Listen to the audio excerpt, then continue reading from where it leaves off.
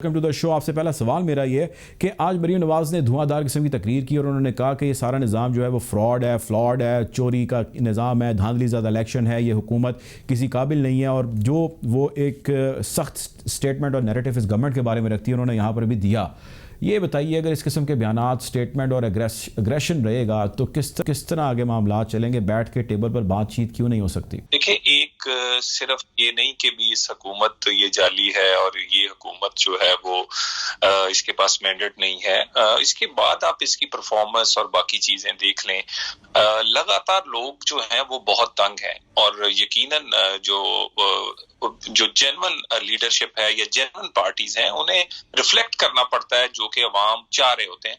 सो इनको हर सूरत हटाना जो है वो जरूरी है। और ये मैं समझता हूं कि शायद ये कुछ बड़ा वर्ड नहीं है कि मुल्की मुफाद में अगर कश्मीर से लेकर और इकोनॉमी तक बैठ गई है तो ये सोचना होगा कि अगर ये 5 साल पूरे करेंगे तो फिर क्या होगा और आने वाला क्या उठा भी सकेगा मुल्क को या नहीं। अच्छा, ये बताएं कि आपने गिलगित बल्तिस्तान की अभी बात की।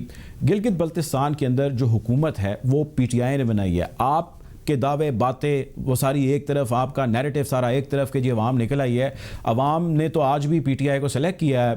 2 सीटें आपके पास आई हैं, 8 सीटें उनके पास गई हैं, आज़ाद लोगों को भी सीटें पड़ी हैं। आप लोगों का कहाँ पे स्टैंडिंग है? देखिए, एक तो सिर्फ सबसे पहली सोचने की वजह यह है कि ये 7.5 लाख वोट्स के एक इलेक्शन था और ये ट्रेडिशनली ये इलेक्शन जो है ये होता है, आप हुकूमत जिसकी हो उसका इलेक्शन होता है। उसके बावजूद देखिए, इसमें हमने तो आपको ये दिखाया है कि ये जो जलसे थे उनमें जो वोटर्स थे, उनमें जो लोग आए हैं, मैं कहता हूं उनमें से आधों ने भी वोट डाला हो तो वो वोट गया कहाँ है?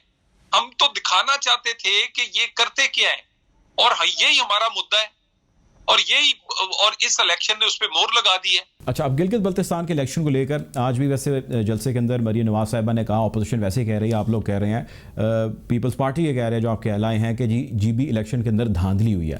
आपके पास धांधली के कोई सब्सटेंशियल एविडेंसेस मौजूद हैं, कोई शवाहिद हैं आपके पास, कोई सबूत हैं आपके पास?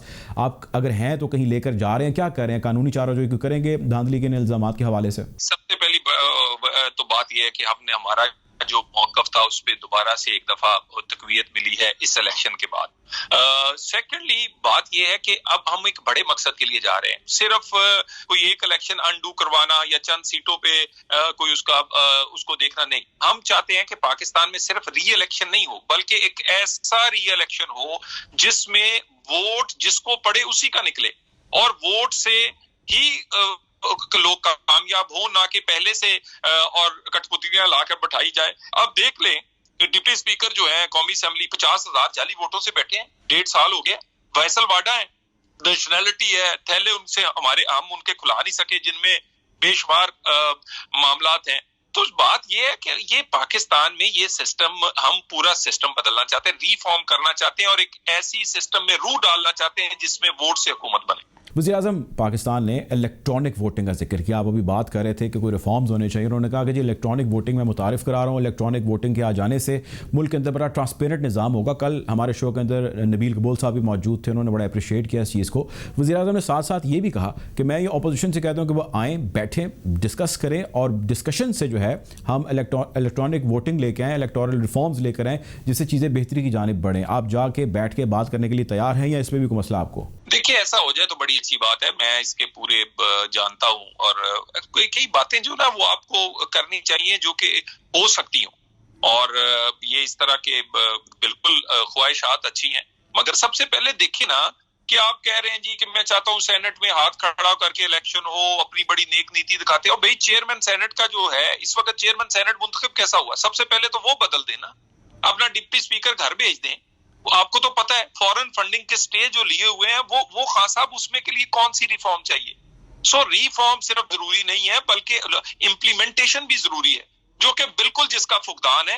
रिफॉर्म जरूर करेंगे अगर मजीद जरूरत हुई, मगर रिफॉर्म्स की शोबदाबाजी आप करके तो ये नहीं कर सकते कि आप फॉरेन फंडिंग का भी स्टे लिए रखें, आपका चेयरमैन सेनेट भी बगैर वोट किसी के है, चेयरमैन सेनेट किसी का है, डिप्टी स्पीकर इसी तरह जाली वोटों से बैठे रहे। सो नीयत भी दिखानी होगी और पुराने लोग लॉज मौजूद है उस पर इंप्लीमेंट करके भी दिखाना होगा। पीडीएम का जो जलसा है, पीडीएम के जलसे को लेके, उनकी तहरीकों को लेके, वैसे तो हुकूमत इजाज़त नहीं दे रही, वज़ीर आज़म ने मना कर दिया जी कोई जलसे जल्द नहीं होने, कोरोना मुल्क के अंदर बढ़ रहा है। आप ये बताएं कि इन जलसे जुलूसों की आपकी तैयारी एक तरफ है और लाहौर जो है अब उसकी कॉल बड़ी करीब है कि लाहौर को जो है वो अब झंझोड़ा जाएगा और लाहौर के अंदर एक बड़ा जलसा होगा। आप मुझे ये बताएं कि इस हवाले से एक तरफ गवर्नमेंट की बाइंडिंग आ गई, दूसरी तरफ आपका लाहौर के जलसे की तारीख करीब है, क्या प्लान है आपका?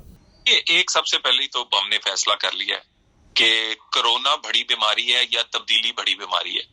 लोग भूख से मर जाएंगे अगर इसको नहीं निकालेंगे तो इससे पहले कि लोग भूख से मर जाएं तो हम बिल्कुल कोरोना की हिफाजती इकदाम भी करेंगे, लेकिन हमारे जलसे शेड्यूल के मुताबिक जारी रहेंगे और कोरोना के पीछे इमरान खान को नहीं छुपने देंगे।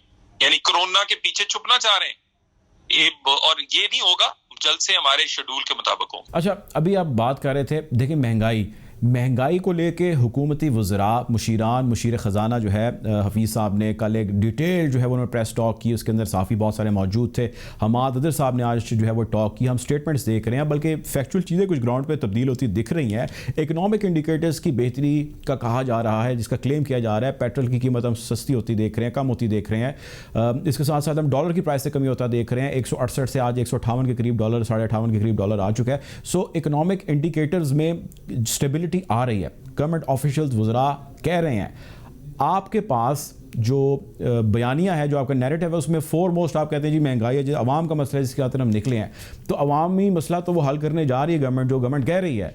अब आप किस चीज़ पे उनके साथ सींग फंसाएंगे? मेरा ख्याल है कि डॉलर 100 से अगर 150-55 का हो भी जाए तो वो ये बहुत ज्यादा, 100 का तो नहीं होने जा रहा। यानी चीनी जो 115 रुपए की है वो 55 की तो नहीं होनी जा रही। वो जो आटा 75 रुपए का है वो दोबारा 35 का तो नहीं होने जा रहा। और जो बिजली गैस के बिल कई सौ गुना बढ़े हैं वो तो नहीं कम होने जा रहे। वो अद्वियात जो 400 गुना बढ़ी हैं वो कम तो नहीं होने जा रही। जरा ये मेरी बात की बजाय आपके सामने जो कैमरा मैन खड़ा है इससे पूछे इसके हालात क्या है। अगर जिस दिन इसके हालात अच्छे हो गए उस दिन मुल्क के हालात अच्छे। अच्छा, आप एक सीजन जो है वो पॉलिटिशियन है, आप अदर दैन, अगर मैं आपसे पाकिस्तान मुस्लिम लीग नून के मेंबर बात करूं, एज ए पॉलिटिशियन आपसे बात करूं, पीडीएम के क्योंकि इत्तेहाद को लेके काफ़ी बाज़गश्त जारी है और कुछ लोग ये भी कह रहे हैं कि ये बड़ा स्मार्ट पीपल्स पार्टी प्ले करी जा रही है पीडीएम के अंदर, और नून लीग जो है उसके पास कोई चारा ही नहीं बचा। आप इस इत्तेहाद और इसके फ्यूचर को क्या देखते हैं? देखिए, मैं आपसे एक बात बता दूं, पाकिस्तान में अगर आपने कोई रिफॉर्म करना है और पाकिस्तान को किसी ऐसा सिस्टम देना है जिसके कम अज कम जिससे आइंदा 70 साल में तो नहीं हम सीख सके, आइंदा 70 साल में कुछ कर लें, तो हमें मल्टी पार्टी कोऑपरेशन चाहिए।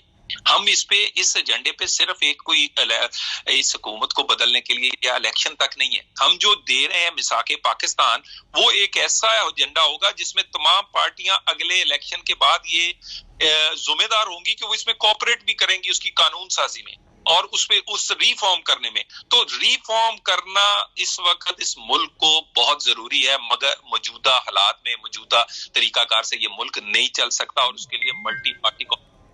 आखिरी सवाल आपसे ये बताएं कि आप लोगों ने अपोजिशन जितनी भी है उस सब ने एक बयानिया बड़ा अडॉप्ट करके रखा और उन्होंने कहा कि जी यकतरफा एहतसाब का अमल जारी है पूरे मुल्क के अंदर, कोई ऐसा शख्स नहीं है अपोजिशन का जिसको इन्होंने छोड़ा, उसको जो है वो विक्टिम बनाया जा रहा है, उसको टारगेट किया जा रहा है। अब खबर बहुत पुरानी तो नहीं है, जहांगीर तरीन वापस आ चुके हैं, उनके गिर्द घेरा तंग हो चुका है, उनके गिर्द एक FIR है वो भी दर्ज हो चुकी है कल परसों, चीनी की उनकी जो स्कैंडल चल रहा है उसके हवाले से।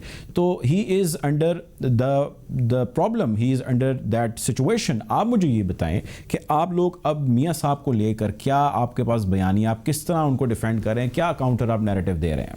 देखिए, मियाँ साहब ने इस एहतसाब के निज़ाम को एक्सपोज किया है, खुद पेश होके सैकड़ों तरीकों पे, फिर उसके बाद किस तरह के फैसले आए, जजेस किस तरह ब्लैकमेल हुए, क्या पाकिस्तान में खेल खेला गया, किस तरह पनामा और अकामा, उन्होंने बहुत कुछ इस मुल्क में एक्सपोज किया है। और वो सारे मुकदमात उन पे सियासी हैं, सजाएं उन पे सियासी हैं।